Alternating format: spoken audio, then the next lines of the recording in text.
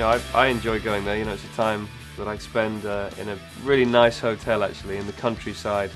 It's very, very humid there, so my girlfriend always likes going there. She likes humidity. But it's somewhere that I can really relax, do a little bit of fitness training in the humidity to get used to driving in the humidity, because it's very difficult to simulate driving in humidity, because it is very, very physical and it takes it out of you, and you can get quite claustrophobic, if you like. One of the races I had in 2007, my drinks machine stopped working and I lost like 4 kilos in the race, so I was destroyed after the race.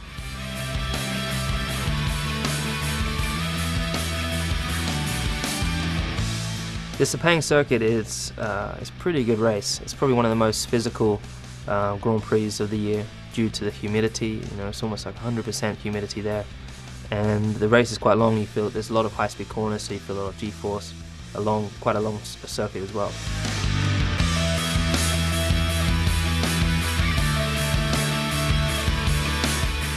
In Kuala Lumpur, there's a lot of possibilities for overtaking. The Sepang circuit, into turn 1 is a great place to dive down the inside, or even go around the outside is always a possibility.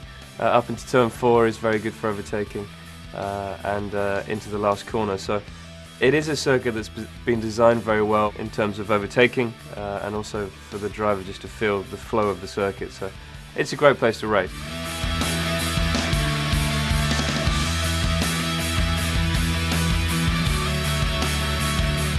When it rains in Sepang, it probably rains. It's just like nowhere else. It literally is a tropical thunderstorm, and there's lightning, and you see it coming, and it starts on one part of the circuit and the other part will be dry. Half the circuit would be wet and half the circuit would be dry. So one of the races we had there, it was incredible. And then once it did flood it flooded pretty much the whole circuit, and there's rivers coming across the circuit, and the car just does not go well on those kind of conditions.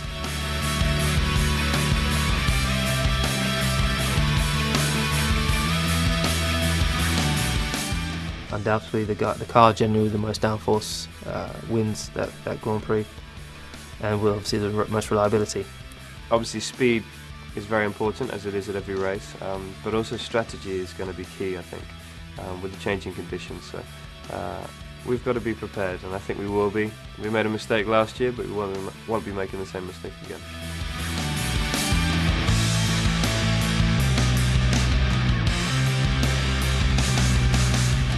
Every year you try to pick up points in every Grand Prix, and we definitely try to achieve a certain amount of points over every 2 or 3 Grand Prix. I would love to be able to have a strong first part of the season, because generally I get strong in the second half, and we do as a team as well, so that means that we would have a greater opportunity and greater chance of winning the championship.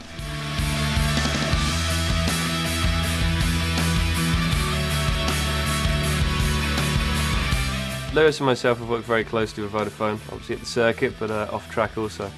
And we've had a lot of interesting activities, driving the camper van up to Silverstone, also building a Formula 1 car.